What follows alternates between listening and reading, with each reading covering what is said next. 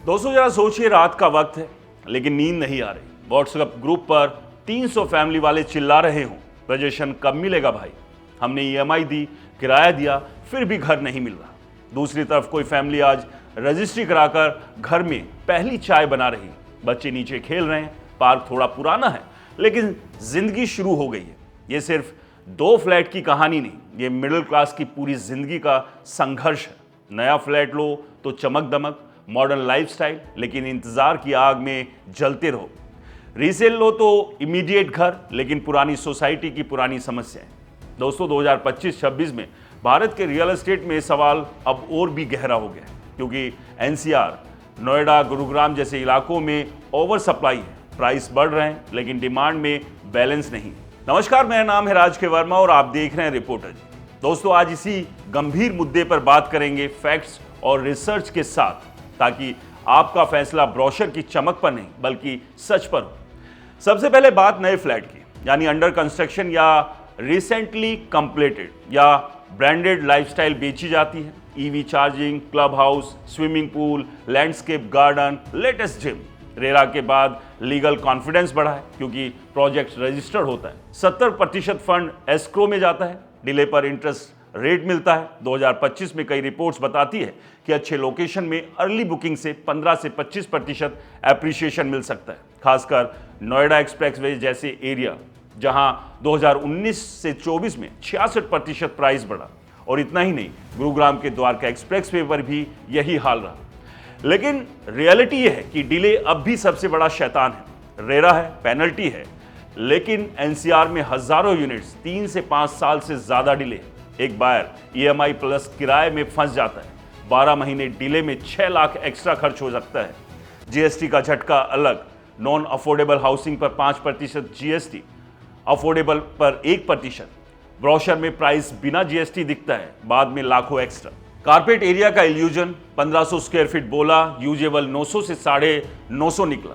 Loading के नाम पर चोरी, हाई मेंटेनेंस शॉक, नई फैसिलिटीज का मंथली बिल भारी पड़ता है।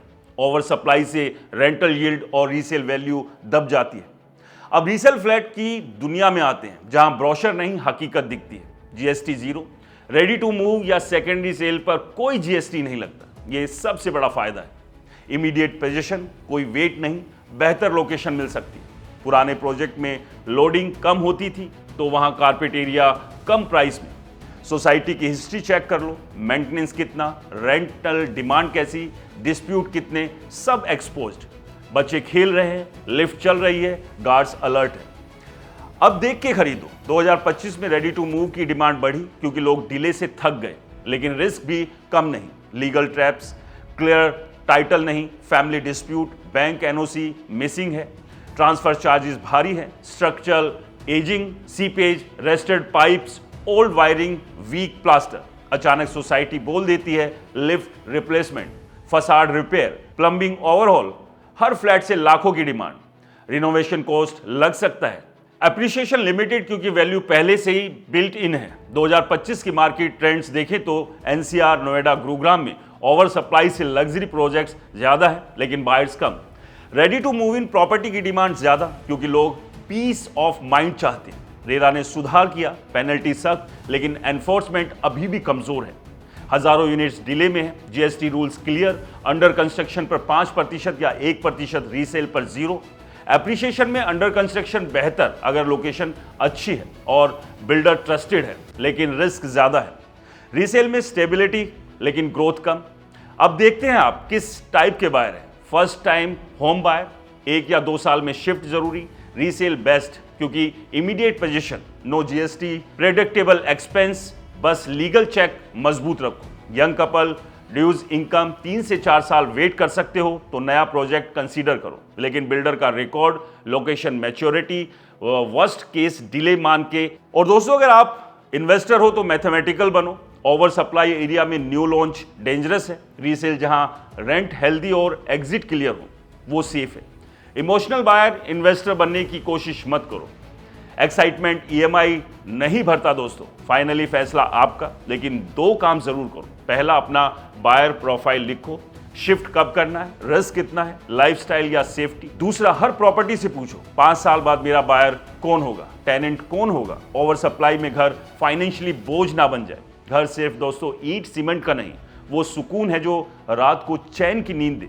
नया हो या रीसेल, दिखावे में नहीं, फैक्ट्स में इन्वेस्ट करो। ब्रोशर की चमक नहीं, जमीन की सच्चाई देखो। इमोशन में नहीं, नंबर्स में घुसो। एंट्री महंगी लगे तो रीजन ढूंढो, एग्जिट मुश्किल लगे तो सौदा तोड़ दो, क्योंकि रियल एस्टेट में बचता वही है जो सच्चाई समझता है, सपना नहीं खरीदता। तो दोस्तों आपको क्या लगता है, आपके लिए रीसेल वाला फ्लैट यानी पुराना फ्लैट अच्छा है या न्यू कंस्ट्रक्शन नया फ्लैट? हमें कमेंट्स में बताएं। इस वीडियो को लाइक करें, शेयर करें, अपनी कहानी कमेंट बॉक्स में बताएं और चैनल को सब्सक्राइब और फॉलो करना बिल्कुल ना भूलें। नमस्कार।